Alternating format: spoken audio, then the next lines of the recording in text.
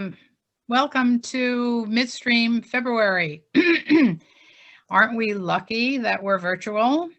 Who would want to venture out with the temperature being -2 and the wind chill, I think it said -18.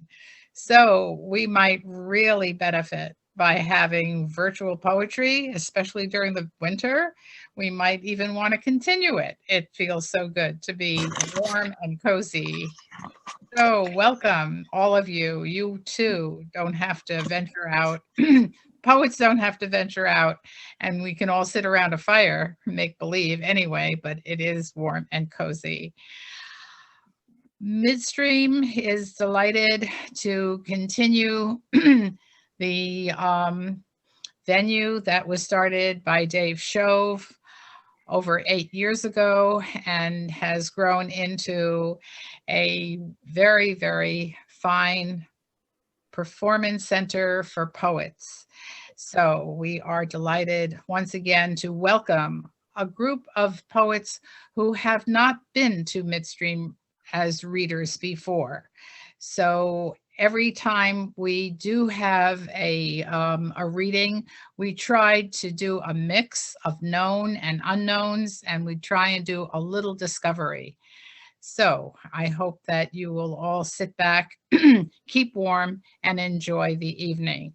We welcome tonight poets Roseanne Lloyd, LeRoy Sorenson, Carol Rucks, and Paul Dickinson. You are in for a delightful and entertaining, I think, evening. We are having a little challenge. Roseanne, who is our first reader, and I think I'm going to stay with the format because we don't know whether she's going to be able to unmute at the end anyway. So you'll just hear a voice and imagine, the expressions and who Roseanne might be. So, but before we get started, it is a tradition for the host to read something of their own. Dave started this. He had a tremendous sense of ironic humor. I'm not going to be able to compete with that, but I do have a piece that sort of addresses some of the issues that we're facing today. So to introduce myself, I'm Rosalie Alton. I am one of the co-chairs of Midstream. And I have been with Midstream actually since its inception, when Dave and I met at a workshop at the Loft a number of years ago. And he said, "What do you think about this idea of starting a reading series?" And I said, "It sounds interesting. Go for it." And so here we are. The piece that I'm going to read is called Plagued. And it goes something like this. Torn, unseen, into a vortex of change, disconnected and disturbed into a world populated by disbelievers, suspended suddenly, inhaling radical injustices, windows of the US Capitol smashed, a biting remembrance of Kristallnacht, a viral invasion, a plague of trumped insurrections, invades arterial flow to the heart, clogging a river of blood. Imprisoned, I become compromised and weakened, sporadically gasping for breath, deprived of oxygen. My body on the verge of collapse. I turn to poet John Berryman's dream songs, quote, "Hard on the land wears the strong sea, and empty grows every bed," unquote.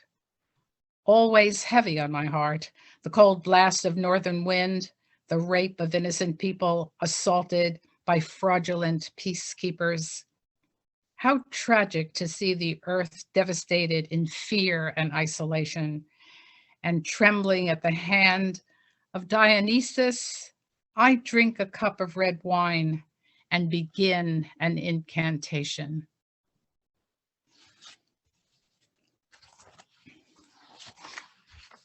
I guess a lot of that is on all of our minds today.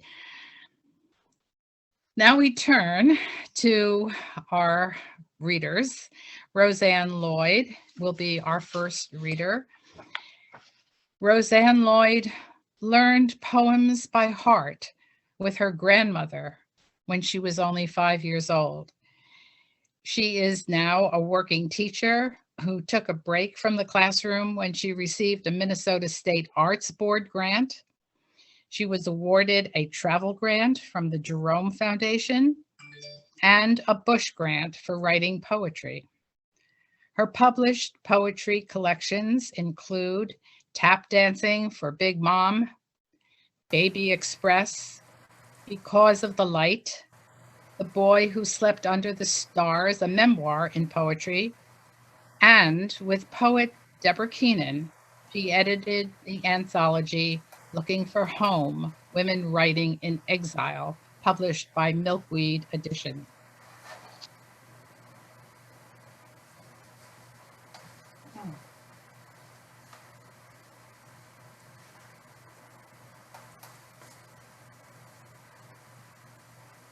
Rosalie, you muted yourself. Oh, sorry. I thought it was on, it's on my daughter.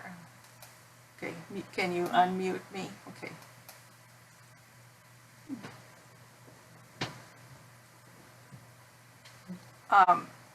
Did Rosalie say I should read now?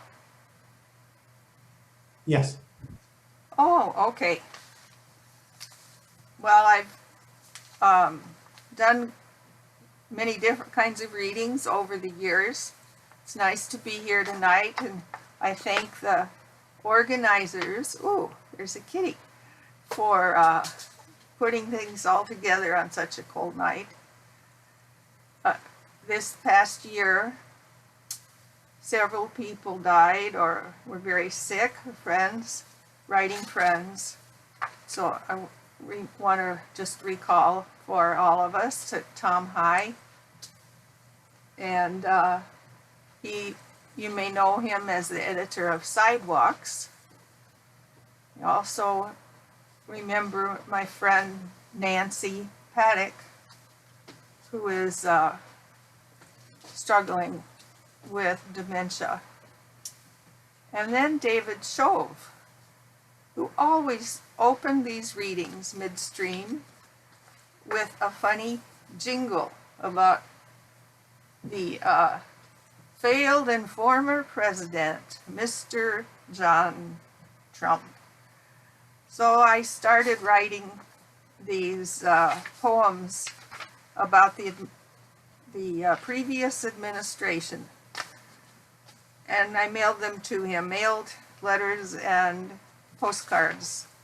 So I'm still doing it now. I hope to make a book, get a book published. So I've mailed off my 20 poems to a chapbook competition. How to Act Like a Man, with a line from Leonard Cohen. Sir, do you know that old Bible saying, when I became a man, I gave up childish things? Well, here's a tip for you. After many years of watching men, fake it till you make it. When a woman head of state pays a call, sit down next to her. Don't wander. Shake hands. Offer tea or coffee. And for your information, Angela Merkel does not have cooties. Don't make her stand half behind the curtain the way you did to the Prime Minister of Norway, Iron Irma. Dude, you're on TV. I went through I made some of these shorter just so I could read more. Here's animus, you know, which means distasteful feeling towards someone rather than hate. Why do you have such animus towards immigrants? Is it related to your grandfather who left Europe in a rush at age 15? Why did he leave the family business? Was he too darn lazy to do the work of a vintner? I do hear it's tedious. Or was he running from the draft? Or a pregnant girlfriend's father? Or running towards the brothels in California? Perhaps the animus comes from your mother. Her embarrassing Scottish accent, her family's poverty, her life in service. Did she really lust, as they say, for gold? Perhaps not unlike my grandmother, whose stingy Scottish immigrant husband gave her a gold-colored teapot for their 50th wedding anniversary, when what she wanted was a picture window to let some light into the living room, which she ordered the day after his funeral. What, I wonder, did your mother really want? This is dedicated to my great-grandmother, Minnie Hosey Anderson, whose name Minnie came from the type of balls they used in the Civil War on the side of the North. Some always commented, that's what a terrible name for a baby. Helsinki. I saw you in Helsinki, Donald J. You look like a cat who wanted to swallow a canary when Putin said, "Yes, I did direct my underlings to help him win." How he smirked.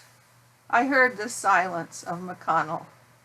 I saw babies in cages along with their brothers and sisters. I saw bodies on sidewalks in Charlottesville, Iraq, Syria, and Afghanistan. Now you sound like a hungry cat who did swallow the canary. Every time you deny you know about bounty on the heads of our soldiers in Afghanistan. The families of the dead, though, have not appeared at the White House, but Maxine Waters still dresses up to call you out on TV. And wouldn't you know it, here come the Taliban, their poppies blazing red.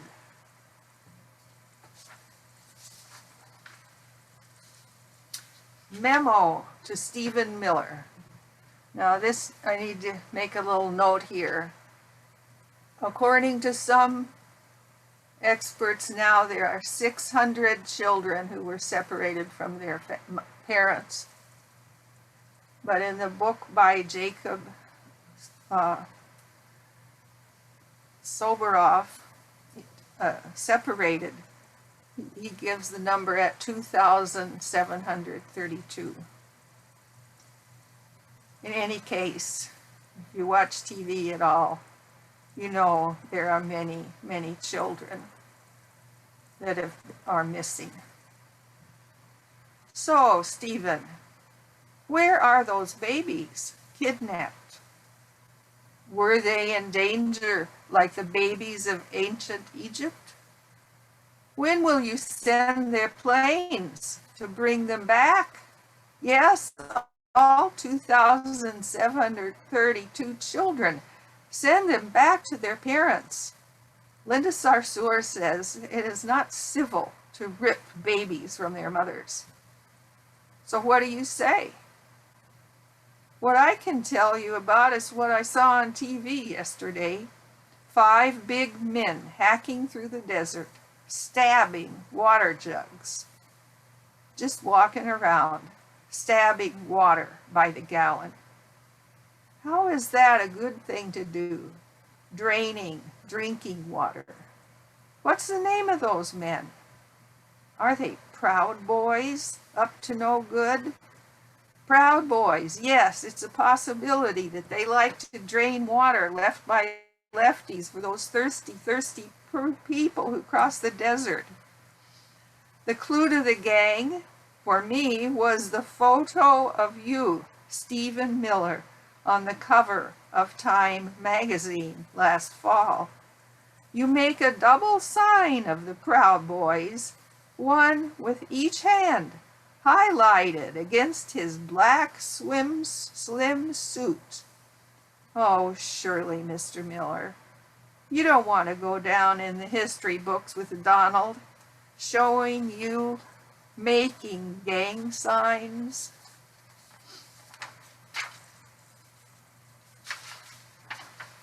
Well, after this violence at the Capitol, our dear Capitol, now everybody knows who the Proud Boys are, so my poem shouldn't come as any big surprise. My mother taught social studies. She's rolling over in her grave at what has been done to that building, not to mention the people. All right, a memo to Mark Meadows, Chief of Staff. Hello again. This is my second memo to you. Does anybody in the White House answer constituent mail? In case you don't know, being too busy at that insurrection. Well, the U.S. President, who used to call AOC plus her 3 other colleagues socialists and communists, has now called on China to be his FBI. Doesn't he know they're communists? Is he also one too? Or, as the spies say, an asset, like Michael Flynn? After all those Russians who got deported are commies, that is, red. And what about the daughter, Ms. Kushner, who is now promoting Goya products like canned black beans, which are made by a man whose parents are immigrants? You'd have to really have your head in the sand to not know that the Prez hates immigrants. Maybe that's why I always laugh at the word when Ali Velshi announces, "I'm the Muslim from Kenya, not Obama." But those beans, a scandalous venture. What is going on behind those closed doors? Somebody ought to organize the mess and bring in some law and order. TV just isn't enough for these old bones. Okay, and I'll read one more. 7:53, the witching hour. Pivot. He says he doesn't want the people to come off the cruise ship because his numbers will go up. He likes lots of kinds of numbers because the ones that go up, especially the ones he can throw around, like millions of masks, big shots who call him at midnight, number of reporters he can dress down in one presser saying, "That's a nasty question. You don't know what I've ordered. You're a terrible reporter." Yes, a nasty question. Yes, he says it for the second time. It's not racist to say Kung Flu. I'm not a shipping clerk. I must pivot away from this snippy old man. So I turn from anger to the child who has come up to me in my chair. He says, "You look so old, really old." "Yes," I say, "I've had a birthday since I saw you." "Did you see me before I was born?" "No, I saw you downstairs playing with the other children." "How many numbers do you have?" After a brief pause for me to count, I say, "Desmond, I have 66. "Oh, that's really old." "Well, how many numbers do you have, Desmond?" He holds up 4 and counts out loud. 1, 2, 3, 4. "Yes," I say, "you are growing up." His grandmother smiles, and she says, "I have 67. I guess we're kind of twin numbers reversed. Later at home I say, husband, our days are numbered. Let's enjoy each one. Let's get married again when summer comes. Okay, thank you. That will be my part for now. I guess we'll have questions at the end.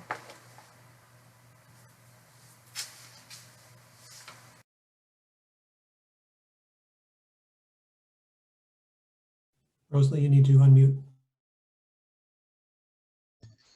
Thank you so much for encapsulating such a history in these postcards. They're absolutely wonderful. And I hope that it comes out and everybody stands online to buy one of the books. Thank you so much.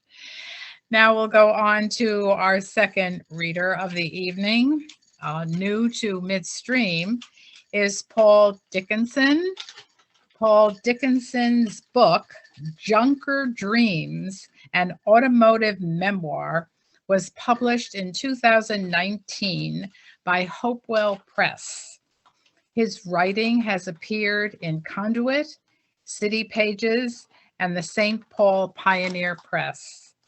Dickinson's multi-talents have taken him into the film industry, where he has been featured in 3 films: Tired Moonlight, The Lake Street Detective, and The Last City in the East. He is currently the host of the Riot Act Reading Series. So we welcome this evening, and we hope that the riot will be peaceful, and look forward to what Paul has to deliver.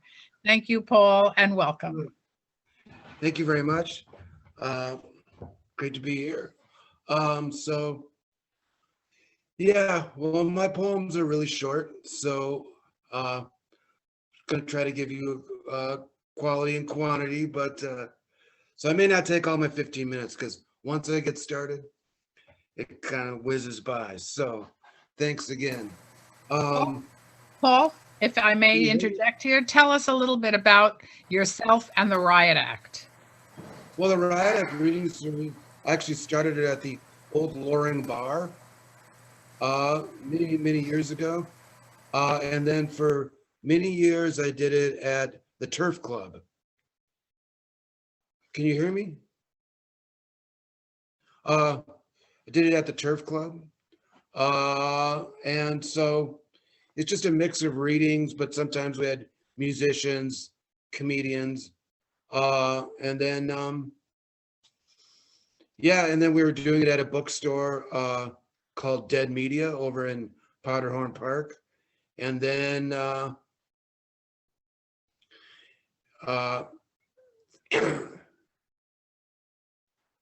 then the pandemic hit. So here we are, virtual, at a safe distance. So yeah, that's about it. So yeah, I'll get started. Can everybody hear me? Can you hear me? Yes, I can't hear. It's weird. Okay. I'm used to like a loud bar, so this is strange. I'm used to like an espresso machine and a pinball machine and some jerk in the corner talking. All right. This one's called I Have Robots Doing My Work. I have robots doing my work. They are programmed with my exact pride and jealousy and endless desire to be wanted. I have robots doing my work.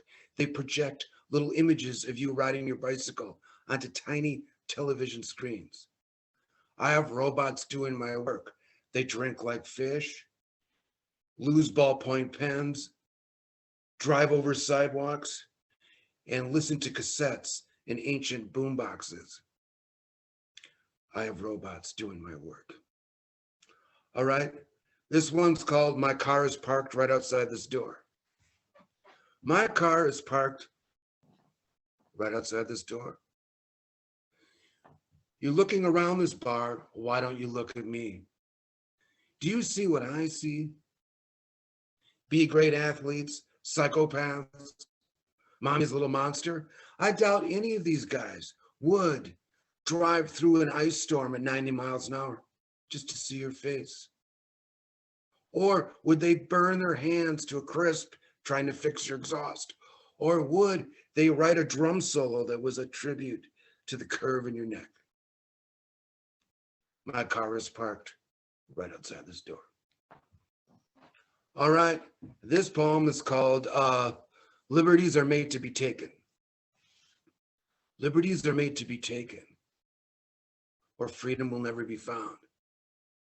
As a glacier melts into a toxic orange sea. In Nero, play your fiddle, but pick up the pace a little bit. Play it more like a pissed off, sober Charlie Daniels.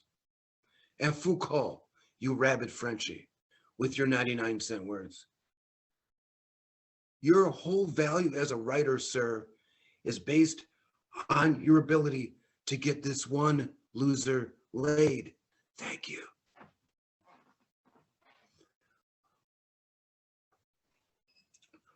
All right, this poem is called Winter. I bask in the glow of the 75-watt bulb, and I launch a daydream that does you justice. Mexico City hurls itself around you.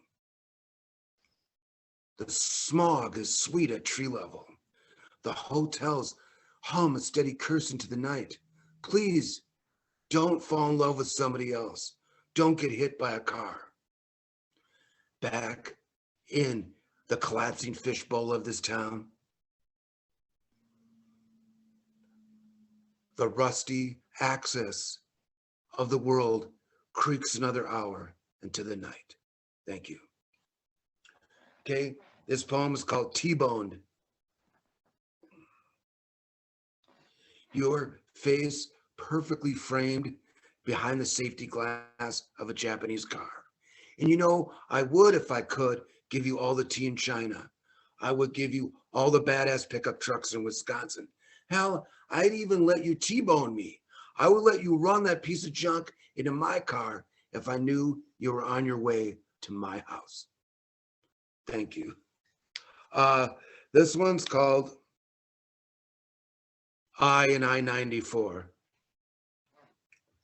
I and I-94, the root of the rotten, the finest test monkey track of the nation. Oh, I and I-94 survive. We keep on driving through intoxication and rage and the pelting hail of memories that hit the windshield. Oh, I and I-94 survive. Thank you. Okay, this poem's called No Work. Billings, Montana has been sick for years. They say it'll pull through, but there's still no work. Hibbing is rusting away. It's like an old tooth in a glorious mouth. Well, you could go up to Brainerd, race motorcycles, smoke cigarettes, wait around to be loved by accident. Every town has liars, lovers, switchblades, and beer. You just need to know where to look and when to look the other way. I end up in Volin, South Dakota, a town so small that there's a dog in the road that won't get out of the way for anything. Not for its screaming children, not for a car, not for a tornado as dark as a bruise ripping through the corn. I end up back in St. Paul, where the bone-chilling cold is a benediction. I see a businessman, hair slicked back, very nice suit, lovely tie. I stall in my chilled feet and I think, shit, that is the coolest thing I've ever seen. I hope that he's either going to blow up the bus depot or buy someone beautiful a drink. Thank you. This one's called Let's just keep this between you, me, and the Wisconsin State Patrol. Let's just keep this between you, me, and the Wisconsin State Patrol. And next time, I'll be the human and you can be the alien. And when we get together, let's do 3 things, 2 of them being drinking and listening to records. Thank you. Okay, moving along. This poem is called Bullshit and Bluster. Bullshit and bluster. It is the glue that holds a dude together.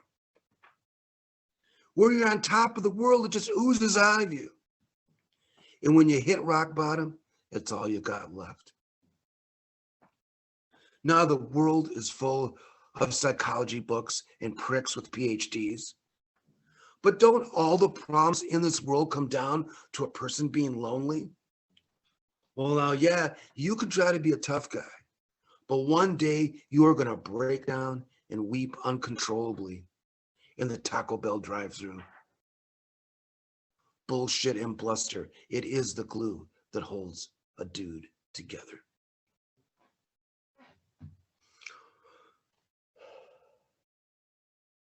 All right, this one is called I Like the Way You Tilt Your Head. I like the way you tilt your head. It is a tiny gesture, really, but it means the world to me. And I like to get inside there. I like to do a little dance inside your skull and show you all the reasons why I should be your only one. But if men understood women and women understood men, there'd be no rock and roll. There'd be no poetry. And there'd be little use for messed up guys like me. Well, there I go again. I went off the deep end when I could have just as easily said, I like the way you tilt your head. All right, we're getting down there. Just 800 more poems. You guys hang in there, just sit back, relax. If I need to, if you're doing this for a county, for, I can sign something.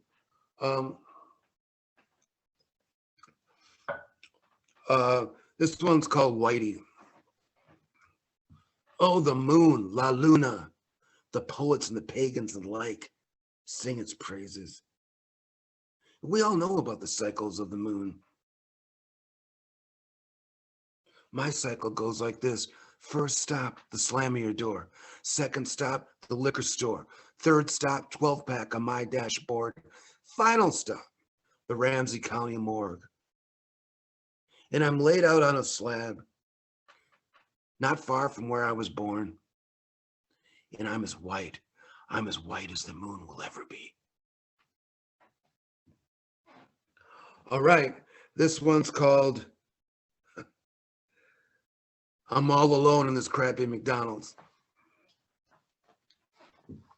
I'm all alone in this crappy McDonald's, and I shall live forever.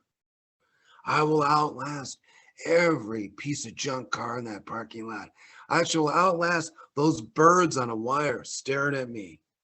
I shall outlast every packet of ketchup stomped on by a random brat.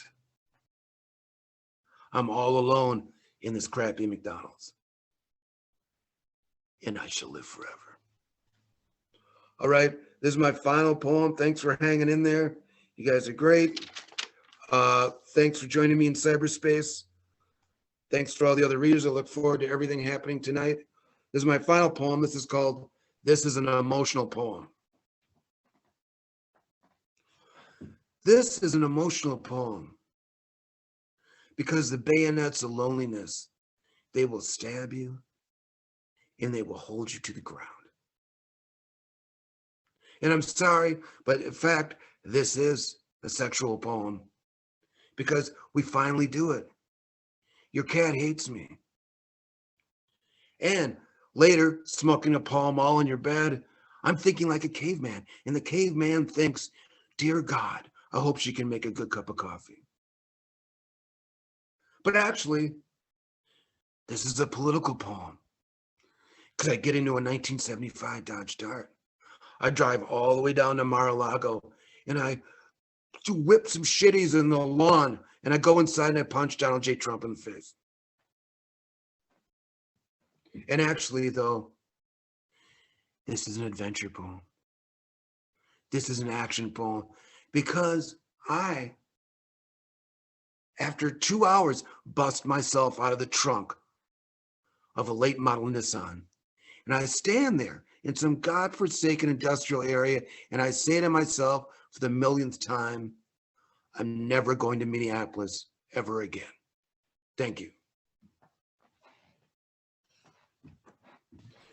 I'm done. Mute me.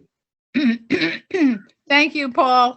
I wish that everybody were in the audience and can applaud. And thank you so much for making everyday life so poetic and musical. It was really a treasure to have that this evening. Thank you. Thank you. I hope we hear a lot more from you. But LeRoy Sorenson is with us. His Main Street Rag has published LeRoy Sorenson's poetry collection, 40 Miles North of Nowhere. And I hope that we will be hearing some works from that publication. His chapbook, Railman's Son, will be published this year, 2021, and we look forward to that as well. I'm not going to read all of the other attributes that you come with, and we're going to turn over the stage to you so we hear your voice in poetry. LeRoy, thank you for joining this midstream session. Hello, folks. Hi. Can you hear me? Yes, I can. Okay, that means everyone can hear me. I'm going to read about 4 or 5 poems tonight.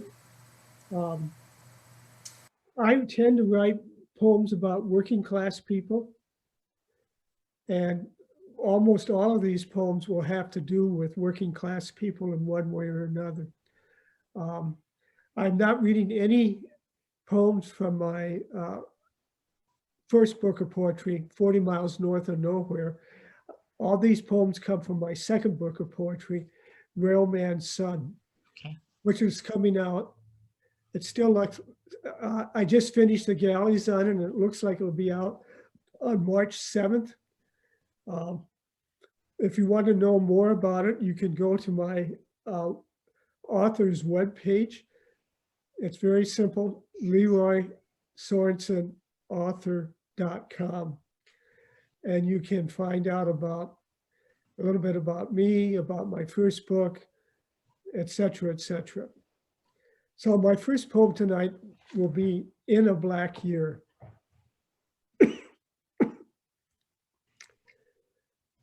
The fisherman hangs his line into a river 3 inches deep.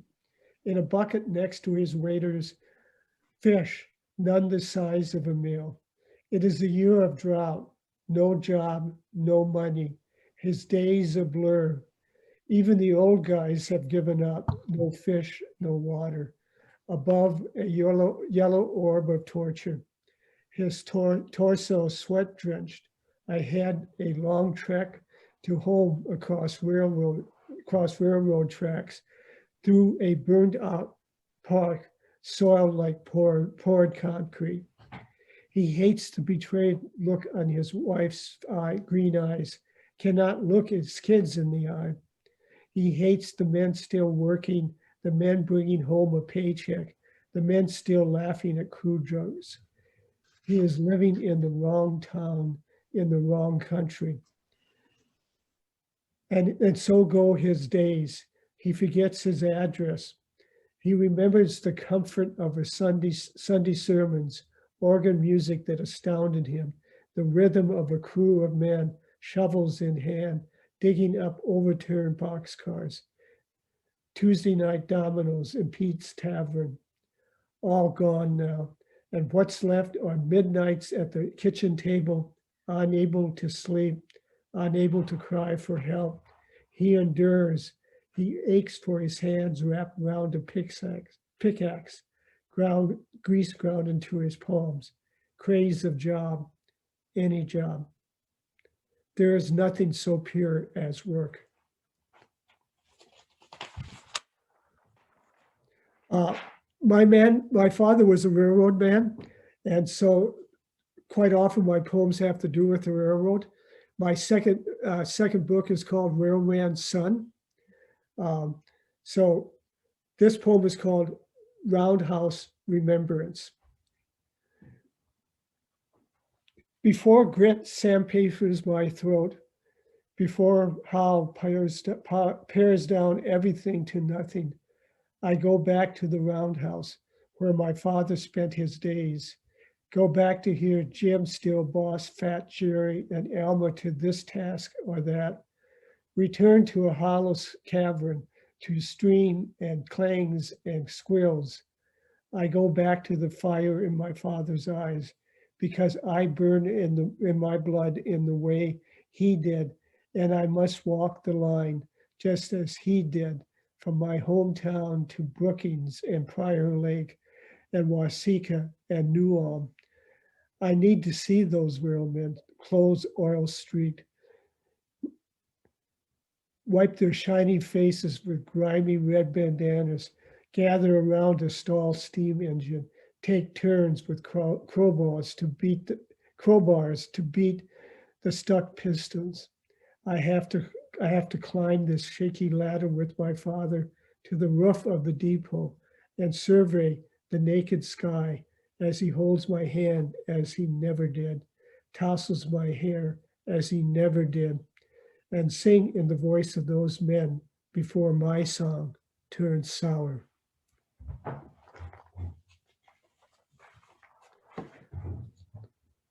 I did a lot of hitchhiking when I was younger, something I wouldn't do today. And so this poem is based on some of my hitchhiking. It's called No Exit. Just outside Tracy, a pickup with rusted fenders and a gray metallic finish stopped, and I climbed into a cab filled with smoke and a red-headed woman. The skin on her left arm burned pink, freckles highlighted in the sun. I said Huron, and she nodded, dragged on the butt in her right hand, slammed the gear shift to its paces. She straddled the pickup over the lane divider. We peeled the road asunder 1 mile at a time. She glanced at me, her green eyes wide. If we keep going straight, she said, first the Rockies, then the Pacific, nodded to the radio, a Waylon Jennings baritone about lost lovers. Sex, she said, is the only thing keeping us going. Instead, we went through one nameless town after another, weaving wheat and green corn sentinels, drove on the edge of a ditch a few feet from the tire's rim's edge,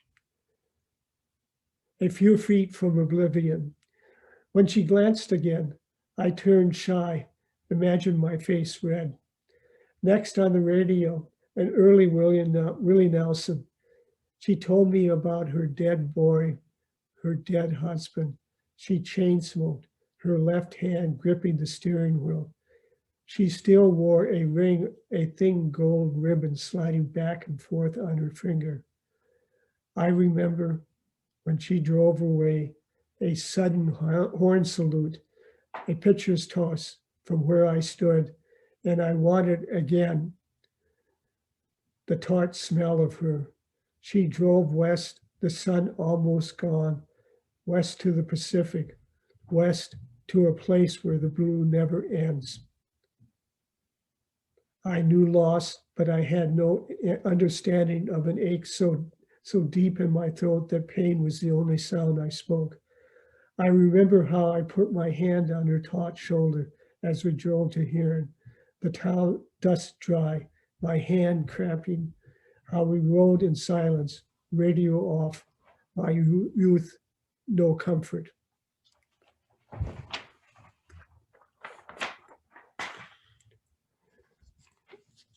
Some people think this poem is autobiographical, but it isn't. It's called The Boy. The father the father plods from funeral to gravesite, back to his black Buick and sits, revs the motor, smoking the 10th Camel of the day. His black suit too small for his shoulders. Once home, the father chops up all the Bibles and pisses on them before he pours gasoline on the mess and lights it. He is a man at war. How the flames singe his fingers, blister them for days. Later, he will be surprised by his wife's anger, his mother's anguished words, but he damn well knows he did the right thing. He can still feel the grasp of his tiny fingers, his son dead, 2 months old.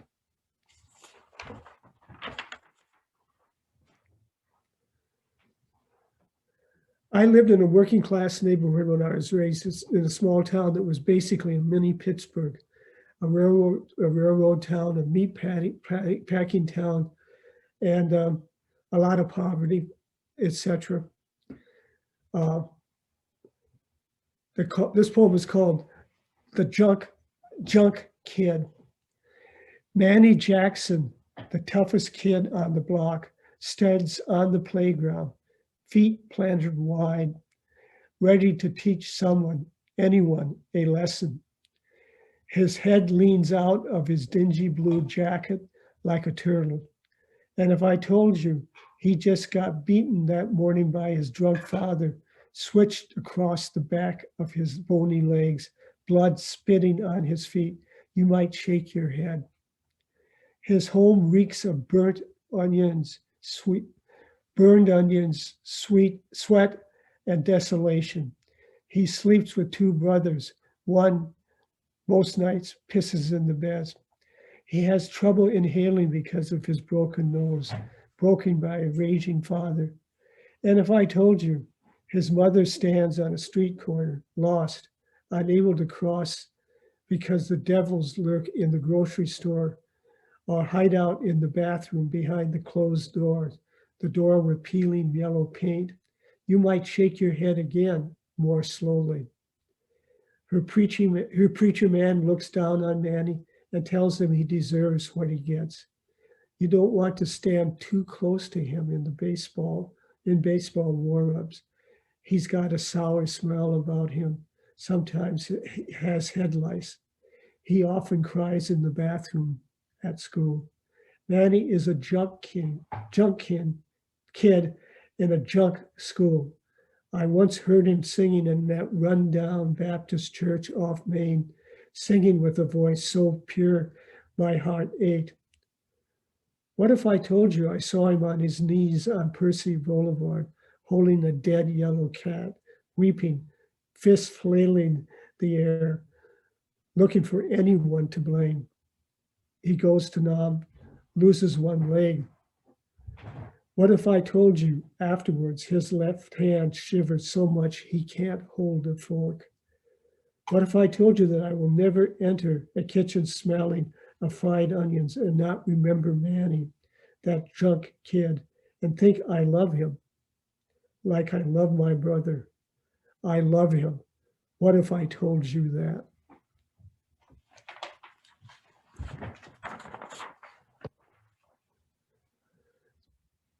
This is my last poem.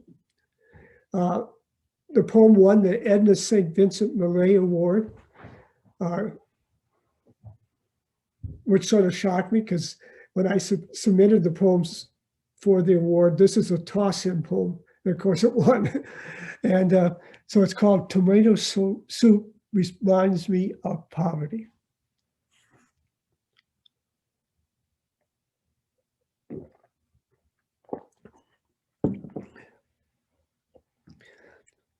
That was the summer my mother slouched at the table, so beaten down, numb by the death of her first son, burned deep into her bones, while my father sat at the table's end, working into her fury.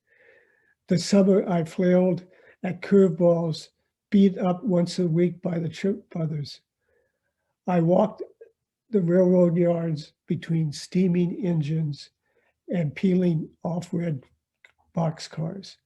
Every day the wind blew in from the southeast where the meat plants sat, the stench of shit and blood. I walked on Main, sneaking glances into the faces of those escapees from the bars, those ruined faces, those tired faces looted of hope, their bunched shoulders. Waiting for me, a cracked linoleum floor, another bowl of tomato soup, and my father in another rage. The summer my mother first crossed her hands and wept. The summer I vowed never to return. The summer I prayed for amnesty. The summer when each day dripped into a soiled twilight and the day shifted, clean and cool from the north.